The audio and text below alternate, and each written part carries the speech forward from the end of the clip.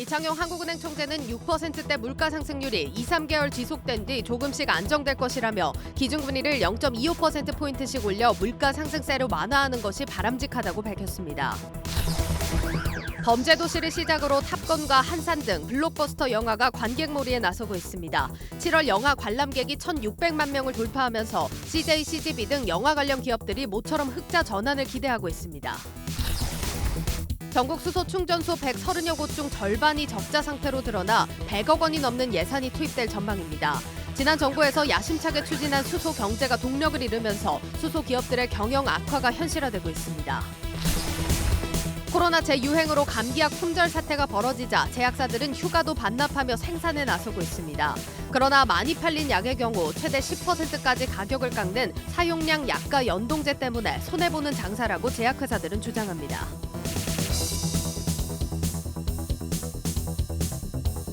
경기 침체냐 아니냐, 이 뚜렷하지 않은 지금의 경제 상황을 여실히 드러내는 증시 흐름이었습니다. 8월 첫날 증시 프리즘 박혜린 기자와 함께합니다. 박 기자, 이런 방향성 없는 이 증시, 이런 날에는 어떻게 접근하는 게 좋을까요? 네, 최근 시장은 특별한 주도주가 없는 상황인데요. 오늘 교육주나 조선주가 그렇듯 뉴스가 나왔을 때만 업종별로 빠른 순환매 장세가 이어지고 있는데 사실 개인 투자자들이 이걸 따라가기는 사실 쉽지 않습니다. 그렇죠. 그만큼 투자자들이 방향성을 찾지 못하고 있는 시기에 전문가들은 진흙 속의 진주를 찾으라고 조언하고 있습니다. 진흙 속의 진주요? 네. 진주도 여러 가지가 있을 것 같은데 오늘 찾아야 되는 진주 어떤 겁니까? 네, 최근 증권가에서는 투자 의견을 중립에서 매수로 상향 조정하는 종목들을 눈여겨보라는 겁니다. 지난 한 달간 증권가에서 눈높이를 상향 조정한 종목들을 모두 정리해보니까요. 예. 중립에서 매수는 총 9개, 매수에서 강력 매수는 총 1종목이었습니다. 네. 대표적으로는 LG생활건강과 LG에너지솔루션, 크래프톤 등이 있고요. 특히 LG생활건강과 코스맥스, 롯데쇼핑 등 세 곳은 유통기업이라는 공통점이 있었습니다. 그렇군요. 그런데 증권사들 리포트를 보면 뭐 이렇게 이 투자 의견이라는 게 있고 또 목표 주가라는 게 있잖아요. 네. 뭐 목표 주가 같은 경우 뭐 상향, 하향, 투자 의견은 뭐 매수, 중립 이런 식으로 표현을 하는데 둘 중에 뭐 어느 쪽을 더 중요하게 봐야 되는 겁니까? 투자 의견이 훨씬 더 중요합니다. 투자 의견이요? 네, 국내 증권가에서 투자 의견을 중립이나 보유로 제시하는 건 사실상 매도나 다름이 없습니다. 예. 네, 리포트 분석 대상이 되는 기업이 대부분이 이 증권사의 주요 고객이기 때문인데요. 그래서 대부분 부담이 덜 따르는 목표 주가를 조정하며 보고서를 내기 마련인데 이렇게 투자 의견을 하향, 상향하는 건 이보다 더 적극적인 의사 표현이라고 보실 수 있겠습니다. 그렇군요. 중립이 사실상 매도라고 한다면 중립만 받아도 기업들 기분 나쁘긴 마찬가지지 않을까 싶긴 한데요. 그렇다면 이렇게 이제 매수해서 중립으로 떨어진 기업은 피하는 게 좋겠는데 어떤 기업들이 있을까요?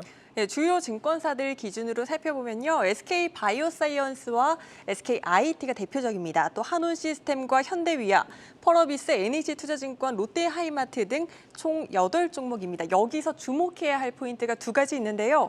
먼저 현대위아입니다. 현대위아 앞서 보여드린 상향 조정표에서도 보셨던 거 혹시 기억하십니까? 아, 그래요? 같은 종목인데 뭐 상향을 얘기하는 것도 있고 하향을 얘기하는 것도 있고 뭐 증권사마다 좀 다르다 이런 건가요? 네, 시기별로 조금 달랐습니다. 한국투자증권은 지난 14일 2분기 현대위아 영업이익이 시장 기대치를 34% 밑돌 것이라고 분석하며 투자 의견을 하향 조정했습니다.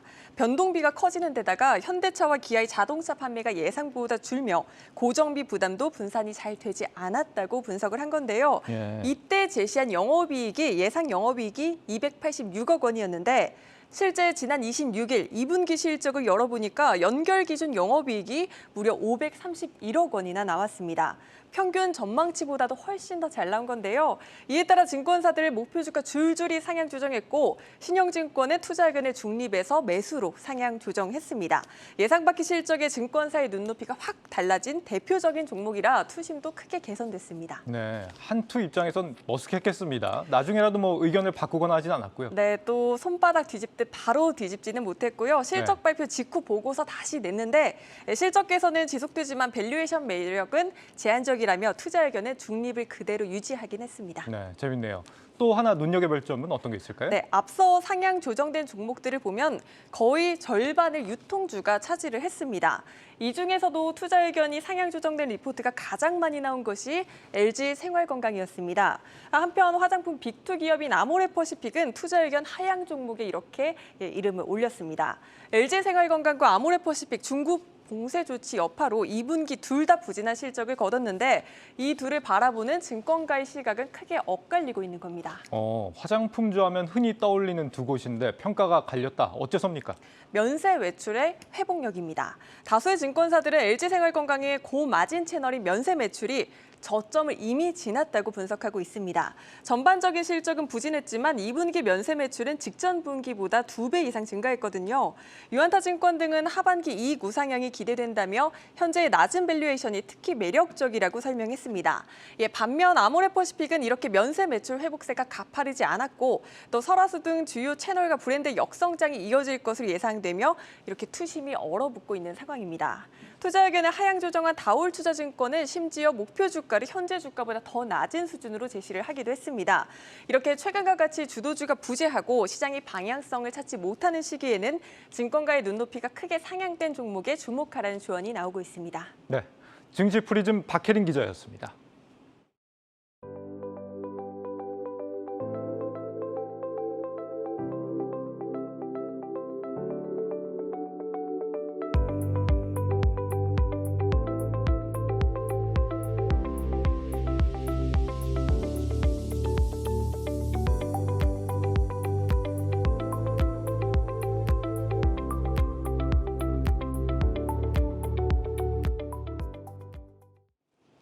이창용 한국은행 총재가 이달에도 기준금리를 0.25%포인트 인상하는 게 적절하다고 밝혔습니다. 현재 6%대 고물가가 두세 달 이어져도 빅스텝은 없다는 건데 관건은 10월 이후 유가 흐름에 달렸다는 분석입니다. 김보미 기자입니다.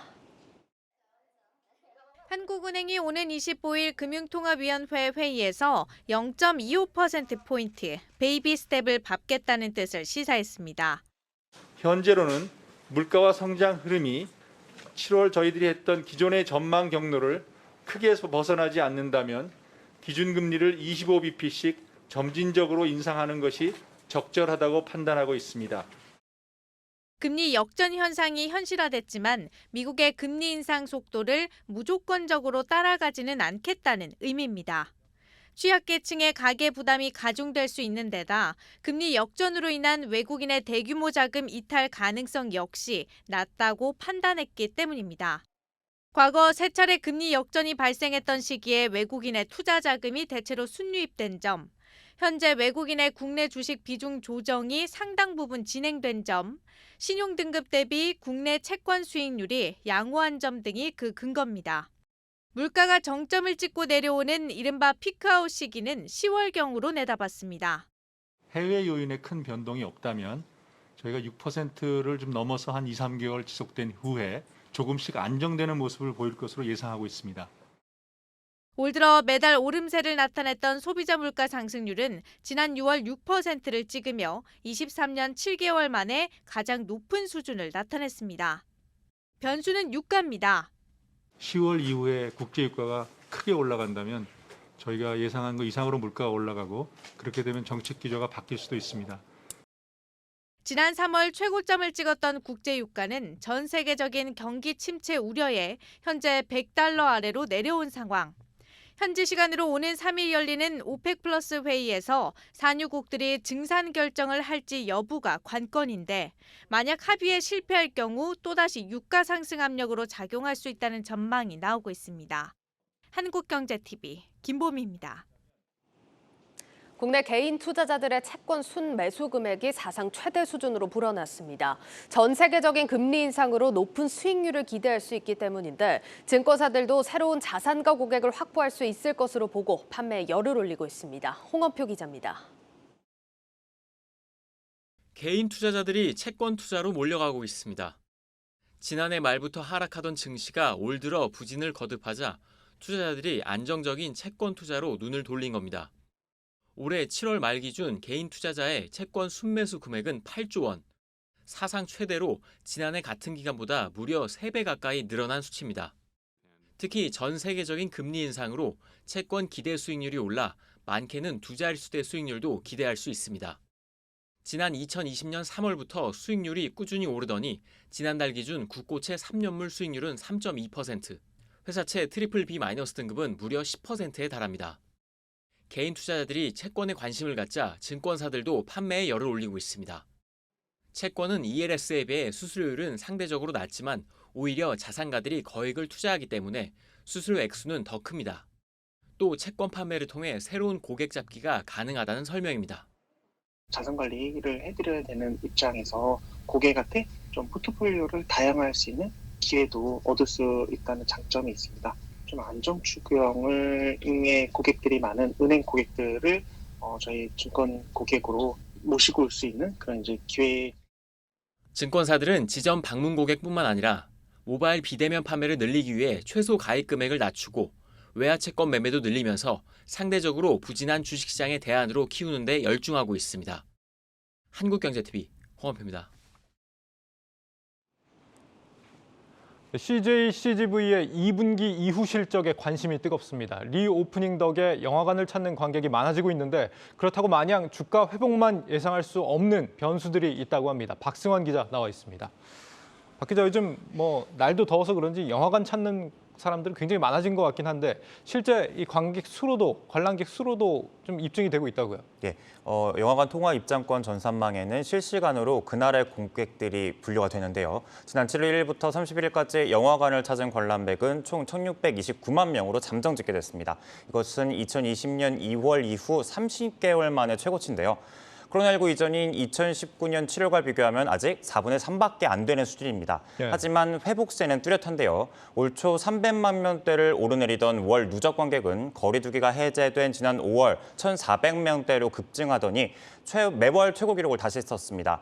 한때 월 100만 명도 못 채우던 때를 놓고 보면 그야말로 관객이 물밀듯이 쏟아지는 상황인 거죠. 그러니까 코로나 이전보다는 아니지만 회복 흐름을 타고는 있다. 이게 앞으로 하반기에 완전히 이제 예전 수준으로 돌아올지 안 올지를 우리가 판단할 수 있는 게 영화의 흥행 여부겠죠? 맞습니다. 앞으로 남아있는 기대작들이 많다면서요. 예, 지난 20일부터 최대 330억 원이 넘는 제작비가 투입된 한국형 블록버스터들이 줄줄이 한 주꼴로 개봉하고 있습니다. 외계인 일부, 한산이 이미 관객을 만났고요. 비상선언, 헌트까지 잇따라 공개를 앞두고 있죠. 국내 역대 최고 흥행작 명랑의 후속작인 한산은 개봉 닷새 만에 200만 관객을 끌어모았고 탑건의 두 번째 시리즈는 장기 흥행을 이어가는 모습입니다. CJ CGV, 롯데시네마, 메가박스 등 극장업계의 매출 반등이 예상되는데요. 3분기부터는 비용 절감 효과와 맞물려 큰 폭의 수익성 개선이 기대되는 이유입니다. 롯데컬처웍스는 2분기 매출이 전년비 2배 가까이 성장, 영업적자 폭을 크게 줄일 전망이고요. CGV는 3분기 10개 분기 만에 영업적자를 끝낼 전망입니다. 네, 어쩌면 10분기나 적자를 봤다는 게 주가가 여전히 회복이 안 되고 있는 이유일 수도 있겠습니다. 맞습니다. 이유는 또 있습니다. 계속되는 단기 손실에 빌리는 돈만 늘어나다 보니까 CJ, CGV건, 롯데컬처웍스건 부채 비율이 2,000%에 육박하는 수준입니다. 예. 올해 연간 기준을 놓고 보면 수익성 개선 폭이 작을 것이라는 분석이 나오는 이유죠. 또 영화관 사업의 회복 속도가 얼마나 될지, 또 지속적으로 회복이 될지 불확실성이 남은 점도 부담이고요. 실제로 우리나라 영화관 매출 증가율은 주요국과 비교해도 더딘 상황입니다. 지금 차트에 나오고 있듯이 지난해 미국과 중국이 이전에 2배 이상의 매출을 올린 반면 우리나라는 14.5% 늘어난 데 그친 거죠. 상대적으로 강력한 방역 정책 때문인데 그 결과 국내 영화 산업 전반의 위축으로 이어졌습니다. 요즘 관람료가 굉장히 많이 올랐던데 지금 얼마나 되죠, 가격이? 지금 평일 기준 15,000원 정도 15,000원. 주말 가격으로 15,000원가량 육박하는 걸로 알고 있습니다. 특수관 같은 경우는 더 비싸게 받는 경우도 많이 있는 것 같고요. 이런 것들이 아무래도 손실을 메우기 위한 노력이다 이렇게 봐야 되겠죠? 맞습니다. 이 때문에 극장 3사는 2020년 이후 3차례나 티켓 가격을 올렸습니다. 4DX나 IMAX 같은 특별관은 물론이고요. 소규모 사람들이 볼 수 있는 프리미엄 가격까지 쫙쫙 올렸는데요. 네. 이렇게 하면 평균 관람료 인상 효과를 얻을 수 있습니다. 다만 관람료 매출이 발생하면 이 중 10%는 부가세로 매겨지고요. 3%는 또 영화진흥기금으로 들어갑니다. 남은 금액을 영화관과 배급사가 나눠 갖는 구조인데요. 보통 영화관이 45%에서 50%, 배급사가 50%에서 55%를 받게 돼 고스란히 영화관의 주머니로 들어가는 건 아니라는 의미입니다. 이해는 가는데 영화 한 편이 책 한 권보다도 비싸다는 게 사실 좀 지나치다는 생각도 들긴 하고요. 사실 영화관 입장에서 가장 큰 어려움이라고 한다면 역시 OTT의 등장 아닙니까? 맞습니다. 하지만 그럼에도 영화관 산업 아직은 괜찮다는 평가가 나옵니다. 예. 이유는 2020년 기준 우리나라 영화 산업 매출 비중에서 영화관이 차지하는 비중이 66%, 이 나머지 부분 OTT죠. 여기가 한 34% 수준에 불과하기 때문입니다. 미국 영화계에서 영화관이 차지하는 비중은 31%, 글로벌 전체 42%와 비교해도 우리나라에서 아직 영화관의 힘이 크다는 의미겠죠. 국내 영화 산업이 영화관을 중심으로 돌아가고 있다는 말이 바로 여기서 나온 겁니다. 하지만 영화관의 비중이 점차 줄어들고 있는 건 확실합니다. 2016년 79.7%에서 2017년 78.1% 등 4년 만에 15%가량이나 쪼그라들었죠. 반면 IPTV나 OTT 등 디지털 온라인 부분은 집계를 시작한 2019년 12.9%에서 2020년 15.3%까지 증가했습니다. 네, 뭐 손실도 메워야 하고 OTT는 치고 나오고 있고 영화관들 좀 걱정이 많이 되겠습니다. 이 뭐 대응에 좀 나선 부분이 있다면서요? 예, 대표적인 게 바로 고정비 줄이는 것이 대표적입니다. 네. 2019년 CGV의 고정비는 1년에 8천억 원 수준이었습니다. 매출의 43%를 고정비로 쓰고 있었는데요. 위기 극복을 위해서 영화관 3사는 고용 인원을 줄이고 수익률이 낮은 지점을 폐쇄하는 등으로 비용을 줄이고 있습니다. 공간 활용도를 높이고 있는 것도 여러 방안 중에 하나인데요. 영화관에서 클래식이나 아이돌의 콘서트를 열고요. 클라이밍 짐, 암벽 등반이죠. 이것을 설치하는가 하면 1인 미디어를 위한 스튜디오를 열기도 했습니다. 영화관들이 당장의 회복은 가능하겠지만 사업 환경 변화에 발맞춰 근본적인 체질 개선을 고민하는 이유입니다. 네, 유통산업부 박승환 기자였습니다.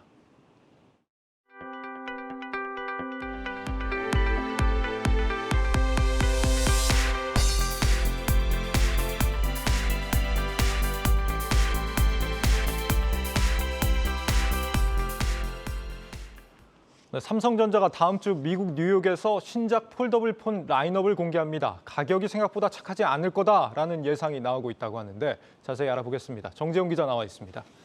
정 기자, 이 스마트폰 점유율 경쟁에서 이기려면 사실 가격은 굉장히 중요한 요소 아닙니까?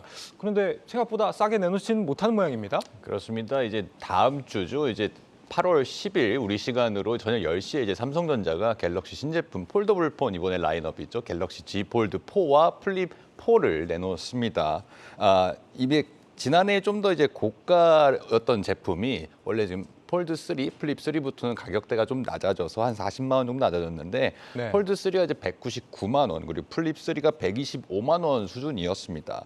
첫 양산품이었던 이제 폴드 1이 239만 8천 원이었고 플립이 165만 원이었는데 각각 40만 원 정도 저렴해졌었죠. 저렴해진 수준이었군요, 이미. 그렇습니다. 네. 상당히 비쌌었는데 조금 저렴해진 수준이었습니다. 그렇게 되면서 폴드 3부터 좀 판매량이 늘어났습니다. 그래서 이번 신제품도 조금 더 가격을 공격적으로 전략을 써서 가격 인하 정책을 쓰지 않을까라는 예상이 좀 있었는데 사실은 이제 2분기부터 급격하게 시장이 좀 얼어붙으면서 경기 침체도 계속되고 또 인플레이션 등 이제 대외 악재가 쌓이면서 사실은 조금은 이제 가격 정책을 좀 공격적으로 쓰기는 좀 어려워진 그런 상황이 됐다라고 분석이 되는데 따라서 이번에는 256GB 기준으로 지난해와 거의 비슷하게 폴드 3가 한 199만 원. 물론 이건 용량 따라서 조금 가격에는 차이가 있습니다만 폴드 4죠? 폴드 4가 이제 네. 199만 원. 근데 플립 4가 지난해 125만 원이었는데 한 129만 원 선, 125만 원에서 129만 원 선까지 좀 점쳐지고 있습니다.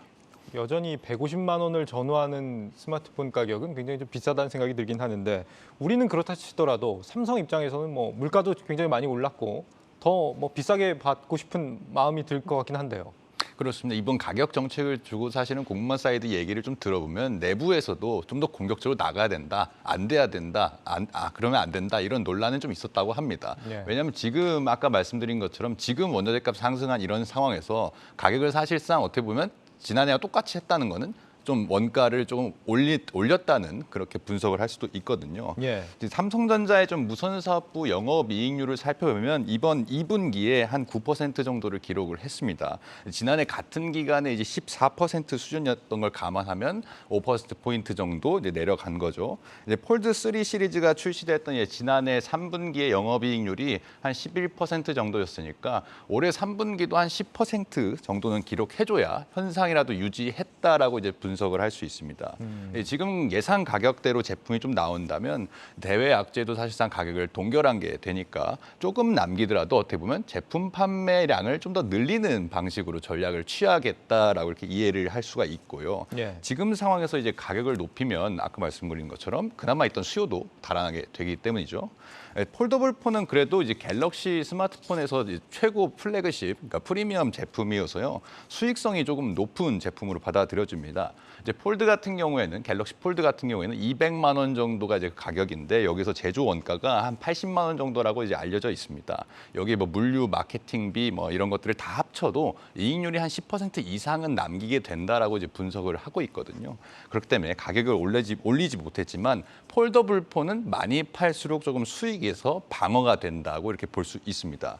지난해 이제 삼성전자가 폴더블 폰을 한 출시 첫 해, 그러니까 폴드 3 시리즈죠. 그래서 800만 대 정도 팔았는데 올해 이제 폴드 4 시리즈의 목표는 1,500만 대 정도로 잡고 있습니다.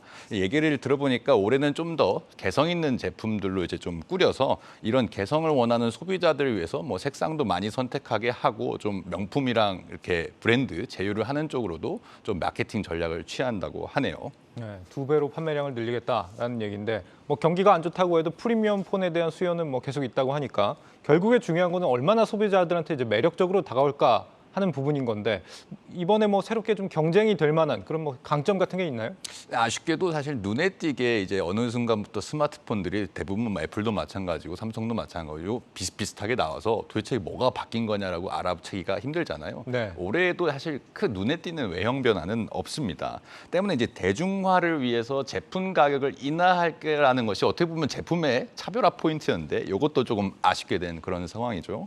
이 폴드 4 그래도 조금 바뀐 부분을 좀 살펴보면 폴드 4가 이제 화면 비율이 24.5대 9에서 23대 9 정도로 이제 가로가 좀 더 넓어집니다. 이 제품 같은 경우에 좀 세로폭이 너무 길어서 좀 쓰기가 불편했다는 그런 분석이 있었는데 예. 좀 무게도 한 10g 정도 가벼워지고 이제 애플리케이션 프로세서 이제 컴퓨터의 CPU라고 할 수 있는 퀄컴의 최신 제품인 스냅드래곤 8 플러스 이제 1세대가 탑재됩니다. 이 전 세대가 혹시 GOS 사태 기억하실지 예. 모르겠는데 그 GOS 사태의 조금 주범이었거든요. 그 때문에 개선한 게 나온 거군요. 그렇습니다. 이번에 어떻게 TSMC로 그 다음에 바꿨거든요. 파운드리를.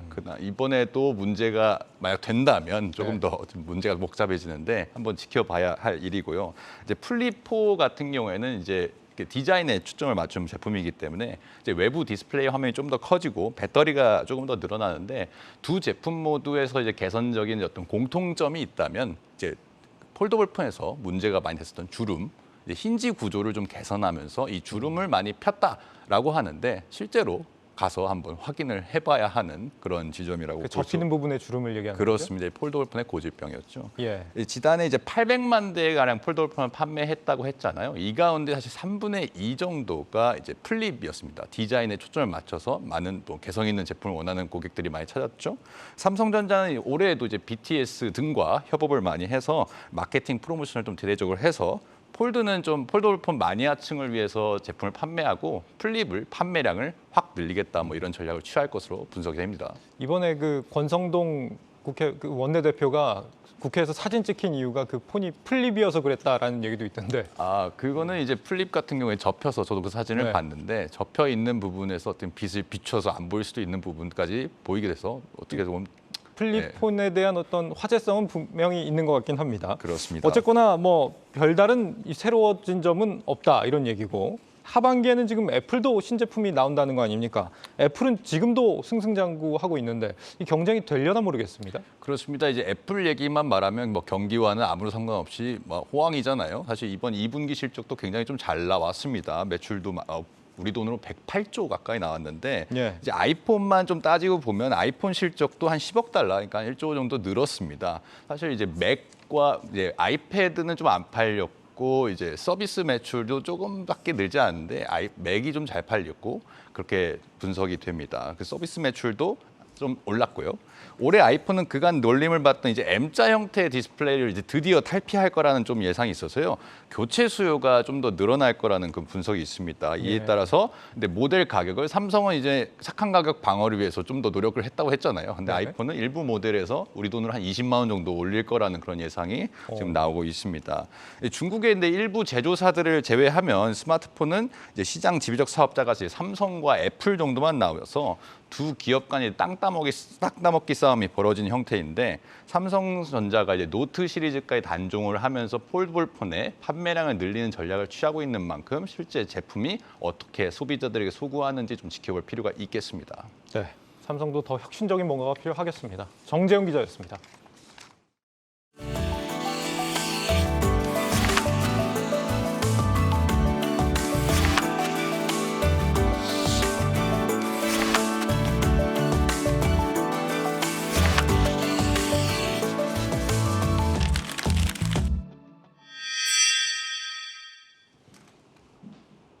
당국의 수상한 외환 거래 수사가 전방위로 확산하고 있습니다. 대북 송금 의혹까지 제기되고 있는데 신용훈 기자와 자세하게 살펴보도록 하겠습니다. 신 기자, 이게 지난 시간에도 저희가 다뤄봤었는데 우선 다시 한번 좀 정리를 해보도록 하겠습니다. 이 당국의 이번 중간 조사 결과 수상한 외환 거래 추정 규모가 2배로 늘어났다는 거죠. 맞습니다. 우리은행과 신한은행에서 발생한 이상 외환 송금 거래 규모가 당초 알려진 것보다 2배 정도 많은 4조 원대로 드러났습니다. 예.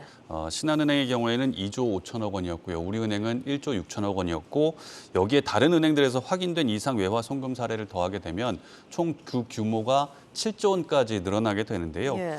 시중은행들 지난달 29일까지 이제 금감원에 자체 점검 결과를 내놨거든요.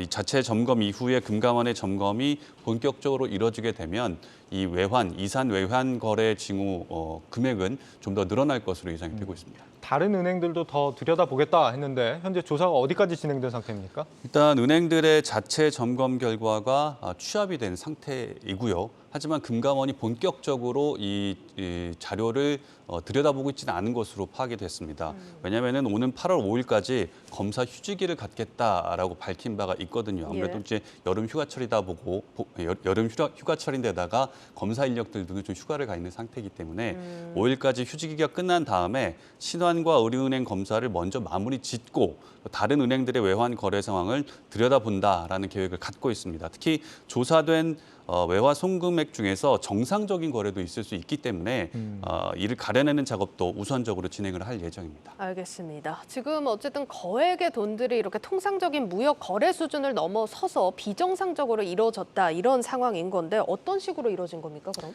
일단 국내 법인에서 해외 무역 법인으로 송금을 할 때 송장이라고 있는데 인보이스를 첨부하게 되거든요. 예. 그런데 이 송장을 위조하거나 제대로 첨부를 하지 않은 경우가 있었고요. 또 규모가 작고 생긴 지 얼마 안 된 신생업체가 거액의 자금을 외국으로 송금한 사례도 있었습니다. 그리고 특정 영업점에서 집중적으로 거래를 한 사례가 포착이 됐는데 예. 일반적으로 외화 송금의 경우에는 개인 송금이 있고 법인 송금이 있거든요.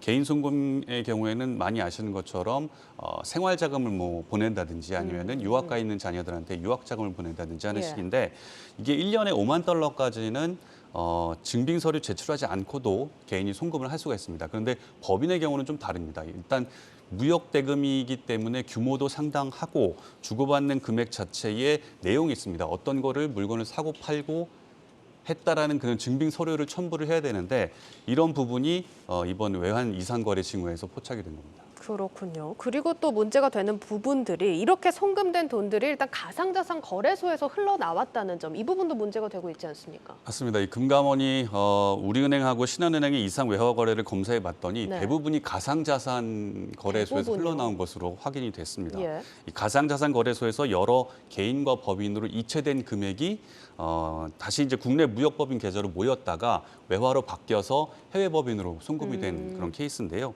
수입 대금을 지급한다는 명목으로 홍콩하고 일본, 미국하고 중국 등 해외 법인들로 송금이 됐습니다. 이 특이할 만한 점은 신용장이 없이 송금이 이루어졌다라는 점인데 한 명의 대표가 뭐 여러 법인을 소유하고 있는 경우도 있었고요. 법인 대표들끼리 서로 사촌지간인 경우도 파악이 됐습니다. 예, 좀 확실히 조사가 필요해 보이는 부분인데 이렇게 가상자산 거래소에서 돈이 좀 흘러나오면서 환치기 가능성도 좀 제기가 되고 있다고요? 맞습니다. 이상거래의 출발점 자체가 가상자산 거래소이기 때문에 네. 예, 환치기 가능성도 있는 그런 상황인데요. 환치기는 한 국가의 계좌에 입금한 뒤에 다른 국가에서 해당 국가의 그 돈으로 이제 빼내는 그런 수법을 말하는데 이게 불법입니다. 환치기는 해외 법인하고 이제 담합을 해야지 가능한 상황인데 예. 실제로 우리나라 법인하고 해외 법인하고 담합을 한 정황이 있는지 그리고 공모를 했는지 부분은 검찰과 관세청이 조사를 하고 있는 상황입니다. 네. 그리고 여기에 더해서 지금 대북 송금 의혹도 나온다. 이건 무슨 얘기입니까? 사실 국회에서도 제기됐던 문제이기도 하고요. 정치권에서 계속 나오고 있는 얘기이기도 한데 이상 외환 송금 관련된 법인 중에는 사업주가 이제 조선족인 업체도 있는 것으로 알려지고 있거든요. 예. 때문에 이제 이 대북 혐의점이 있는 것이 아니냐, 대공 혐의점이 있는 것이 아니냐라는 얘기들이 나오고 있습니다. 때문에 국정원도 나서서 북한으로의 송금 여부를 현재 조사를 하고 있는 상황이고요. 이 밖에도 자금 세탁 여부라든지 은행 내부에 공모자가 있는 것이 아니냐, 윗선까지 좀 고위층이 관련돼 있는 것은 아니냐라는 부분도 현재 사정당국이 들여다보고 있는데 금융사들에 대한 중징계 조치는 일단 내년 초나든가 올해 말에 있을 금융지주사들의 지배구조에도 상당한 영향을 줄 수 있는 사안이기 때문에 예. 은행권에서도 상당히 촉각을 곤두세우고 있는 상황입니다. 알겠습니다. 자, 오늘 내용 유튜브 제목과 해시태그 정리를 해볼까요? 유튜브 제목은 우리 신한은행은 예고편 외화송금 시스템 구멍으로 잡아봤고요. 해시태그는 거액송금, 대북송금, 자금 세탁으로 꼽아봤습니다. 예, 잘 들었습니다. 경제부 신용훈 기자였습니다.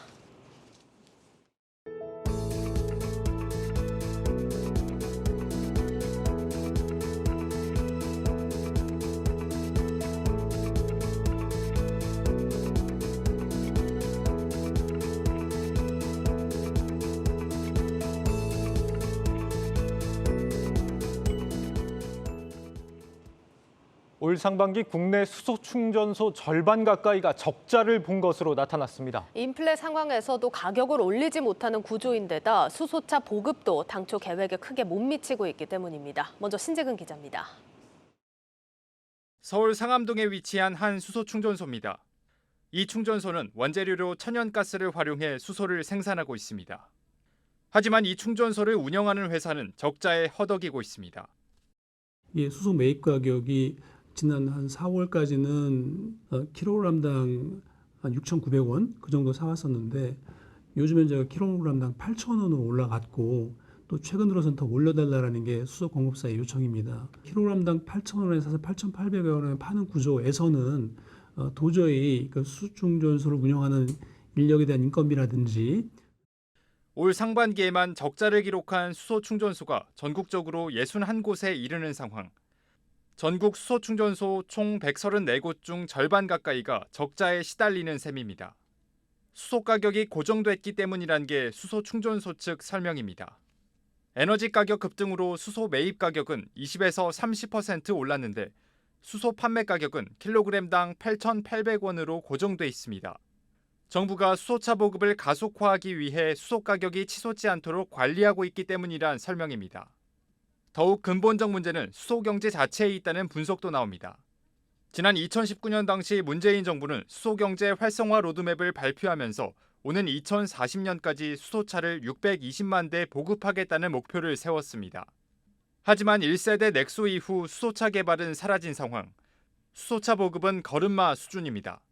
적자 충전소가 늘어나자 정부는 이를 메꾸기 위한 적자 보전 예산을 지난해 35억 원에서 올해 153억 원으로 대폭 증액했습니다. 한국경제TV 신재근입니다. 네, 이 사안 취재한 신재근 기자와 더 이야기 나눠보도록 하겠습니다. 신 기자, 지금 수소차 보급 얼마나 더딘 상황인 겁니까? 일단 올 상반기까지 국내에 보급된 수소차는 승용차 기준으로 2만 4천 대입니다. 예. 3년 전에 정부가 이제 목표로 한 보급 대수가 7만 9천 대였는데 아직 목표의 3분의 1도 채우지 못했습니다. 예. 일단 지금 같은 속도라면은 목표 달성은 좀 어려워 보이고요. 수소차 보급이 더딘 이유는 선택할 수 있는 차종 자체가 부족하기 때문입니다. 현재 팔리고 있는 수소차는 수소 승용차는 현대차의 넥소가 유일하다시피 한데 기술적인 난제와 낮은 경제성으로 후속 차종 출시가 안 되는 상황입니다. 또 무엇보다도 전 세계적으로 전기차 경쟁이 치열해지면서 상대적으로 수소차가 뒷전으로 밀린 측면이 있다는 분석이 나옵니다. 수소차 보급이 느리니 수소 충전소 구축 속도도 더딘데요. 정부는 올해 말까지 총 310개의 충전소를 전국에 만들겠다는 계획을 세웠지만 지금까지 전국에 설치된 수소 충전소는 134개뿐입니다. 네, 수소차가 적게 보급이 되고 있는 것도 문제지만 이렇게 수소 충전소가 61곳 정도가 적자를 본다. 이러면 앞으로 이 수소 생태계를 조성하는 것 자체가 어려워지는 거 아닙니까? 네, 적자를 기록한 수소 충전소는 작년 한 해에만 12개였는데 올해 상반기에는 벌써 61곳으로 크게 늘었습니다. 상황이 이렇자 정부가 지원을 하고 있는 수소 충전소 적자 보전 예산도 크게 늘었습니다. 2년 전엔 14억 원이었던 예산은 지난해 35억 원까지 늘었다가 올해는 153억 원까지 증가했습니다. 수소 충전소들이 구조적인 만성 적자에 직면한 상황에서 정부 예산이 투입되는 악순환이 반복되고 있는 겁니다. 예, 그리고 지금 현 정부가 원전에만 관심이 있지 수소 경제에 대해서는 관심을 놓은 게 아니냐 이런 지적도 나오고 있는데 실제로는 어떻습니까? 네, 윤석열 정부도 또 수소를 이제 중요한 에너지원으로 보고 육성을 하겠다는 의지를 갖고 있습니다. 일단 지난달 정부는 수소 경제 구축을 위해서 기업들이 수소차와 수소 연료 전지 등 핵심 기술을 지원하겠다고 밝혔고요. 예. 그다음에 이를 위해 5천억 원 규모의 민관 합동 펀드도 출시했습니다. 하지만 이런 계획이 실현되려면 앞으로 제가 언급한 후속 수소차 출시 등 수소차 보급이 선행돼야 합니다. 또 지금은 기업들이 어떤 수소를 생산해야 하는지 이런 구체적인 기준이 마련돼 있지 않은데 정부가 세부적인 기준을 좀 빨리 만들어줄 필요가 있다는 의견도 나옵니다. 네, 오늘 분석, 이 제목과 해시태그 한번 정리해 볼까요? 네, 제목은 정부 믿고 투자했는데 수소 충전소 절반 적자로 하겠고요. 해시태그는 수소경제, 수소충전소, 수소차로 하겠습니다. 네, 산업부 신재근 기자였습니다.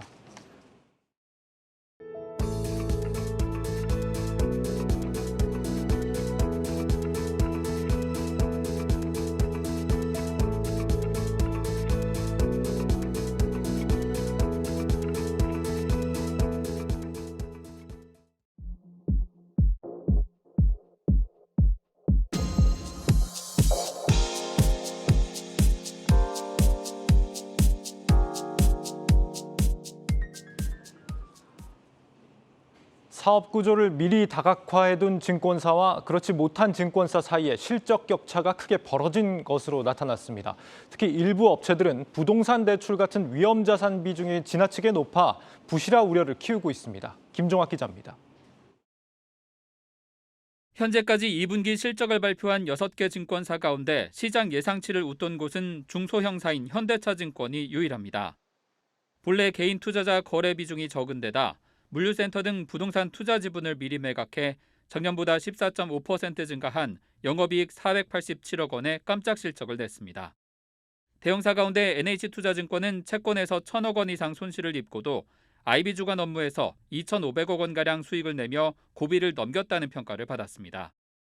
반면 베트남 증권사 투자 손실을 입은 하나증권과 채권 보유 위험을 줄이지 못한 하나투자증권은 직전 분기 순이익만큼 손해를 떠안았습니다.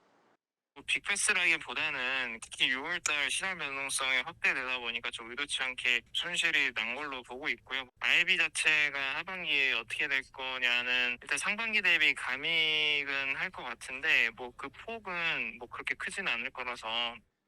거래 부진과 업황 악화가 이어지고 있지만 사업 구조를 다각화해둔 증권사는 실적 복원력에 대한 기대치가 높습니다.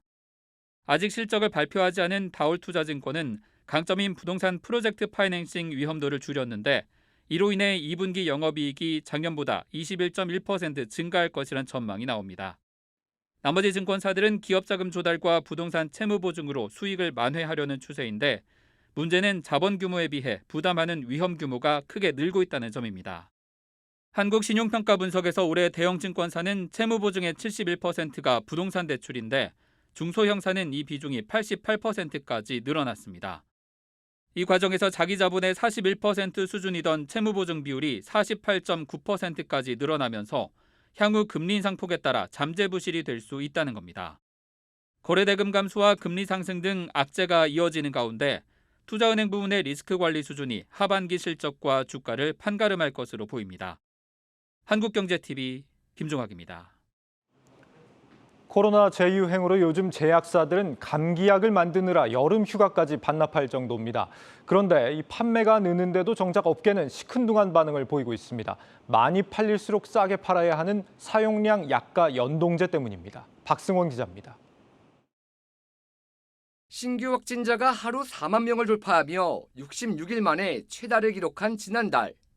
재유행이 본격화되면서 일부 지역에선 감기약의 품절 사태가 빚어지기도 했습니다.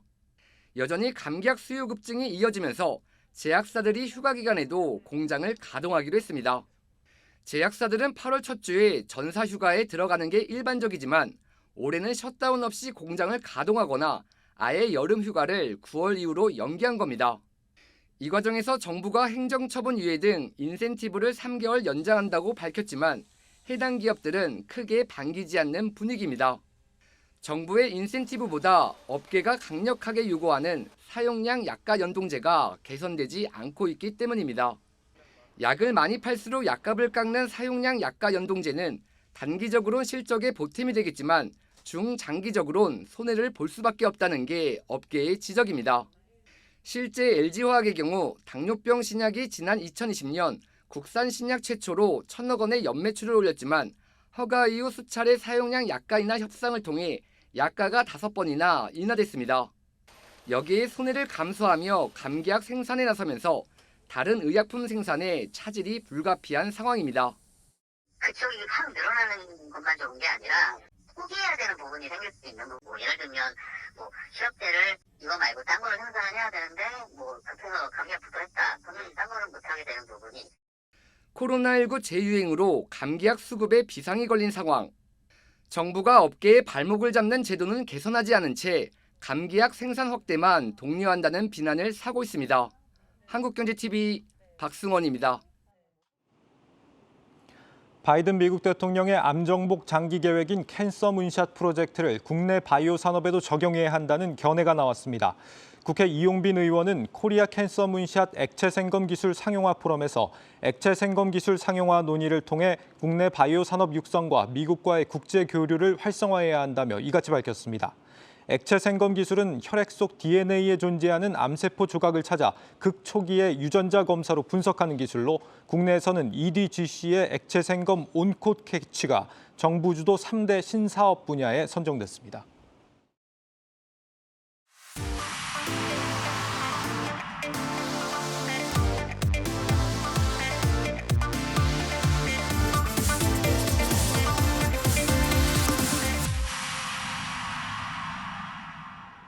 네, 글로벌 경제와 증시, 기업에 대해서 또 깊이 있게 분석하는 고 웨스트 시간입니다. 오늘 글로벌 콘텐츠부 오민지 기자와 함께하도록 하겠습니다. 오 기자, 오늘은 어떤 얘기 전해주십니까? 네, 오늘의 주인공은요, 미국의 증시 대장주라고 할 수 있는 이 애플입니다. 지난주 애플이 회계 기준으로 3분기 실적을 발표했죠. 함께 보시자면요, 매출액이 830억 달러, 주당 순이익이 1.20달러를 기록했습니다. 예. 기존의 시장 컨센서스가 828억 달러, 또 컨센서스가 주당 순이익 1.16달러를 제시했었는데요. 각각 0.2%, 또 3.6% 상회한 겁니다. 강달러 환경이 이어지고 있고요. 매크로 상황이 악조건이었지만 3분기 기준으로 사상 최대 실적을 기록하면서 역시 애플이다, 이런 평가를 받았는데요. 이날 애플의 호실적 소식이 전해지면서 애플의 주가 전날 대비해서 3.28%나 오르면서 장을 마쳤습니다. 그렇습니다. 지금 근데 말씀해 주신 대로 여러 가지 요인들로 인해서 정말 사업하기 악조건이었는데도 호실적을 발표를 했습니다. 이렇게 호실적을 발표할 수 있었던 배경, 어디서 좀 찾아볼 수 있을까요? 간단하게 말하자면 이번 실적의 영웅, 애플에 대한 탄탄한 수요가 꼽혔습니다. 맥이나 웨어러블 같은 제품은 사실 시장의 기대에 못 미치는 결과를 가져왔습니다. 예. 하지만 이 애플의 수요가 그 실적을 뒷받침해 준 건데요. 특히 중국에서 지난 6월에 수요와 공급이 모두 개선되면서 선전을 했습니다. 중국은 제로 코로나 정책으로 도시를 봉쇄하는 등 극단적인 정책을 펼쳐왔죠. 그래서 이렇게 열악한 상황에서 좀 어렵지 않겠냐, 이런 우려감이 컸지만 그럼에도 불구하고 10개월 만에 누적 1억 4,500만 달러가 판매되면서 중국 지역에서 매출이 1.1%만 감소하면서 그쳤습니다. 생각보다 타격이 별로 없었네요. 네, 그렇습니다. 이처럼 애플에 대한 소비자의 충성도가 굉장히 높다는 것을 이번에 확인한 셈인데요. 예. 하지만 이렇게 애플의 수요를 확인했음에도 앞으로의 애플의 주가가 어떻게 될지에 대해서는 월가의 전망이 엇갈리고 있다고 합니다. 예, 뭐 이번 실적만 가지고 기뻐할 게 아니다 이런 의미일까요? 어떤 식으로 전망이 엇갈렸습니까? 네, 현지 시간으로 29일에 애플의 실적이 발표가 됐는데요. 이날 발표된 월가의 전망을 짚어보겠습니다. 이날 4개의 투자기관이 애플에 대해서 전망을 내놨는데요. 보시는 것처럼 위쪽에 두 곳은 목표가를 상향했고요. 예. 아래쪽에 두 곳은 목표가를 하향했습니다. 시티그룹은 이날 기존의 목표가였던 175달러에서 185달러로 상향했고요. 바클레이즈는 166달러에서 169달러로 상향을 했습니다. 반면에 레이몬드는 기존의 190달러에서 185달러로, 로젠블렛은 168달러에서 160달러로 하향을 했습니다. 예. 이처럼 4개의 증권사들이 발표한 전망이 각각 두 곳씩 상향과 또 하향으로 의견이 엇갈린 겁니다. 예, 지금 뭐 보는 포인트가 좀 다르지 않을까 이런 생각이 드는데 어떤 점에서 그러면 전망이 좀 크게 엇갈리고 있는 겁니까? 우선 애플의 주가가 계속해서 긍정적일 것이다. 이렇게 보는 전문가들은 역시 이 애플의 탄탄한 수요를 크게 평가했습니다. 예. PP4 사이트에서는요, 애플이 경쟁사들보다 이 역풍에도 견딜 수 있는 위치에 있다. 라면서 이 탄탄한 수요가 애플이 어려움을 이길 힘이 될 것이다. 이렇게 분석을 했습니다. 또 티그리스 파이낸셜 파트너스 최고 투자 책임자도요. 애플이 중국의 봉쇄, 공급망 문제, 또 러시아 사업 부문 폐쇄, 또 강달러 등 3분기 여건이 바야흐로 이 최악이었다. 이럼에도 불구하고 우려를 뛰어넘는 실적을 보였다는 점이 경이롭다. 이렇게까지 평가를 했습니다. 예. 특히 이 안드로이드 이용자들이 아이폰으로 넘어오는 규모가 놀라운 수준이었다라면서 아직도 안드로이드 사용자가 더 많기 때문에 잠재적으로 매출이 더 성장할 가능성이 높다고 평가를 했습니다. 실제로 애플의 CFO도요, 지난 6월에는 안드로이드에서 아이폰으로 전환한 고객 수가 전년 동기 대비 2자릿수의 성장률을 보였다. 이렇게 자신 있게 발표를 했습니다. 네, 지금 안드로이드에서 아이폰으로 전환하는 고객 수가 급격하게 늘고 있다는 점 좀 주목해볼 포인트가 될 것 같습니다. 자, 어쨌든 이번에 확인했던 애플 수요 부분이 좀 긍정적인 전망의 배경으로 작용을 하고 있다는 점 살펴봤는데 그러면은 보수적으로 보는 관점은 어떤 부분을 보는 걸까요? 이 공교롭게도 애플의 전망이 어두울 수 있다. 이렇게 전망한 전문가들 역시 애플의 수요에 주목을 했습니다. 같은 부분을 좀 다르게 해석을 하는 거네요? 네, 이 수요가 탄탄한 건 사실이지만 개인 소비자 위주의 수요이기 때문에 경기 침체가 온다면 그만큼 더 취약할 수 있다. 이렇게 분석한 겁니다. 예. 모건 스탠리는 투자 관점에서는 서비스 부분의 성장세가 유지되는지 봐야 한다라면서 아이폰 14 출신 이전에 수요 둔화 징후가 나타나고 있다는 점이 좀 우려스럽다. 이렇게 꼬집었습니다. 번슨타인도요, 애플이 좋은 기업인 것은 확실하지만 이 전체 매출에서 개인 소비자 비중이 워낙 크다면서 향후 경기가 둔화하게 된다면 이 부분이 취약성으로 작용할 수 있다. 이렇게 설명을 했습니다. 네, 알겠습니다. 자, 그러면은 어쨌든 전반적으로 경기 침체에 이렇게 취약할 수 있다 이런 의견인 것 같은데 애플도 좀 대응책이 있어야 할 것 같은데 좀 어떨까요? 사실 미국 기업 전반이 이런 대응책을 마련해야 하는 시점인데요. 지난달에 애플도 채용의 속도를 좀 줄이고 지출 확대도 늦출 것이다. 이렇게 블룸버그가 보도를 했습니다. 대장주인 애플마저 이렇게 방어 태세를 보인다는 점 때문에 미국 증시가 움츠러들기도 했는데요. 이번 컨퍼런스 콜에서 팀 쿡 CEO가 이 보도를 일축하면서 또 화제가 되기도 했습니다.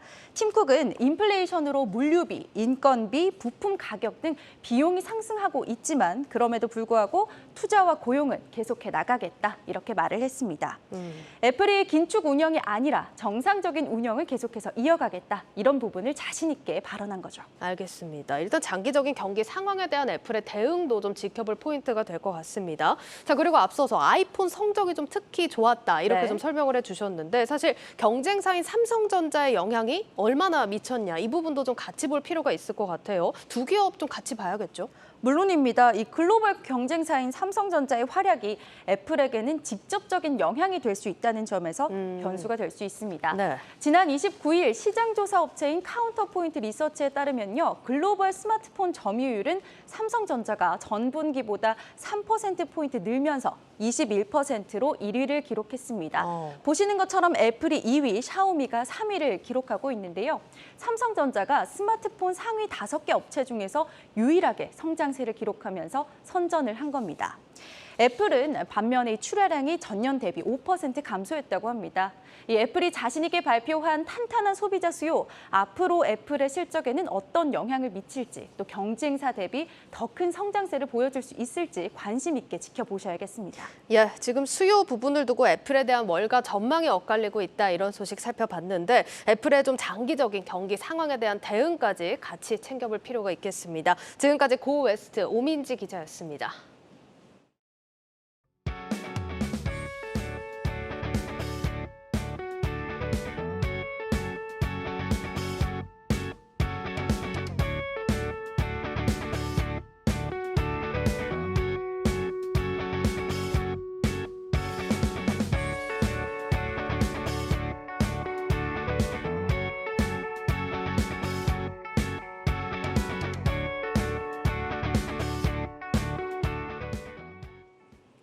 네, 내일자 한국경제신문 미리 살펴봅니다. 첫 번째 기사, 삼성전자가 2030년 무인 공장 도입을 추진한다는 기사입니다.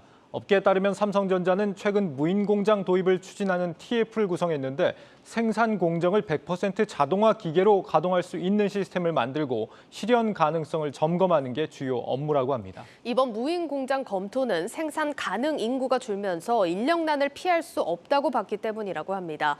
삼성전자는 앞으로 R&D를 중심으로 인력을 운용하고 기존 생산 인력은 다른 분야로 전환 배치하는 방안도 검토한다고 합니다. 이번 계획이 구체화되면 다른 기업에도 미치는 영향이 클 것이란 전망이 나오고 있다는 내용입니다. 네, 다음으로 LX그룹의 종합물류회사 LX판토스가 국내 저비용항공사 에어프레미아 인수를 검토하고 있다는 기사입니다. 투자은행 업계에 따르면 LX판토스는 매각주관사 한영회계법인과 함께 에어프레미아 인수를 검토하고 있다고 합니다. LX판토스가 보유한 글로벌 네트워크를 앞세워 항공물류 사업을 더 키우겠다는 구상입니다. 에어프레미아는 지난해 7월 국토부로부터 항공운항증명서를 취득한 후 같은 해 8월 김포에서 제주 노선에 처음 취항했습니다. 최대 주주 지분 24.7%를 보유한 사모펀드 운용사 JC파트너스 2대 주주는 홍콩 물류기업 코차이나로 이들은 매각 대금 2천억 원 가량을 희망하는 것으로 알려졌다는 소식까지 전해드리겠습니다. 뉴스플러스를 마치겠습니다. 여러분 고맙습니다.